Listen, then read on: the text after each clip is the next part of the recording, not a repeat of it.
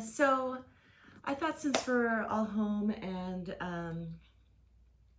got nothing better to do, just kidding, some of us are working from home, that it would be a really good time to go over some arm balances. So today's little tutorial is going to be about crow, which is kakasana.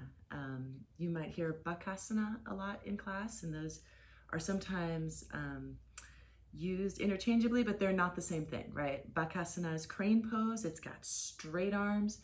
Kakasana is crow pose. That's the one you'll see most often in a studio yoga class that isn't particularly advanced. So this is going to be a beginner video. And yeah, if you haven't already warmed up a little, maybe pause this, do some sun salutations. If you haven't already given your wrists a little bit love, particularly if you don't spend a whole lot of time on your wrists, make sure you're rolling them out, and you can sort of shake them out. You can send one palm away from you, gently pull it back, and then flip it over, and do the same thing, right? Flip it over. And then we'll talk about the arm balances. So when you're first coming into crow, and by the way, it looks a little something like this, right? You look forward, you lean forward, pick up your heels, my arms are slightly bent, my gaze is forward, and my heels are up into my hips. But that can feel like, a long journey when you're first starting on that road. So you've got a couple of tools, right? So there's some foundational cues that can help you. And one of them is that when your hands are shoulder width distance apart, I often see students line their hands up close together. And I wonder why. Because just like you wouldn't want a tiny foundation of your house and then the rest of it to grow out. You also don't want it to be wider than your shoulders and that goes for handstand and most of your arm balances as well, because that starts to put a lot of load right there on that bicep tendon. So you want your hands like right underneath your shoulders, okay?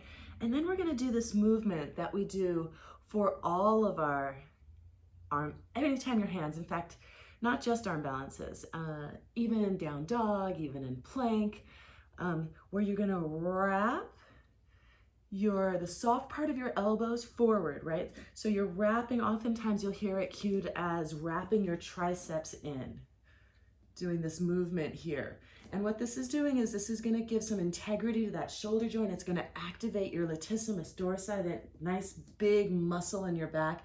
And it's gonna give you not just a solid foundation, but a really safe foundation, right? Which is the most important thing.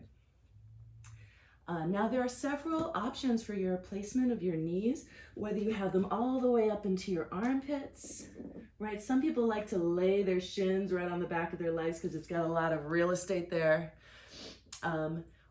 For sure, when you start to get a little bit more advanced, it can be helpful to find that little sweet spot down next to your elbows so that you can start lifting one leg and then the other and finding your Ekapadabhakasana, your one-footed crow, but that's for a different, I promise I'll do a video on that, but just not today.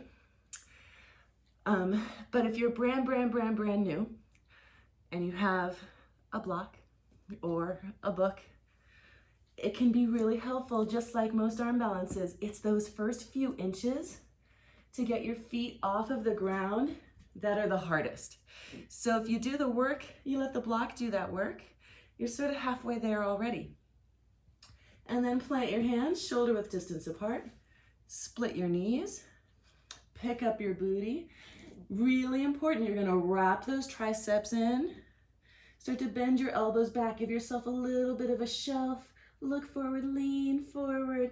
Maybe you just pick up one foot, then the other, maybe both. Lay it back down, and you just did crow. Now, if you're afraid of face planting, and who isn't, grab a pillow. I don't love to use a block, and you'll see that in yoga studios a lot where somebody will put a block right in front of their face. And what happens with that, and the reason I don't like to use it, is because blocks are hard. And if you were to face plant, like I've got a pretty solid crow, and I'm still getting pretty nervous here with my face getting closer and closer to a block. Of course, your natural reaction then is going to be to tuck your chin so that you don't break your nose right on a block. And when you tuck your chin, you start initiating what your body thinks is going to be a somersault. So you want to keep that gaze forward. You want to keep those triceps wrapping in. It can be super helpful. Like I said, there's a couple of different leg positions. The one I like the most for beginner yogis is going to be to split my knees, right? Split your knees. Lift up your booty. Bend your elbows back and place those knees right into the outside, if you can get them up there, of your armpits, so that when you start to look forward and lean forward, you squeeze everything into the center. And it's super solid. There's not just a lift, but there's also a squeezing in. Try it. So, yeah, if you have any questions, comment, or if you know me personally, DM me, and yeah, happy flying.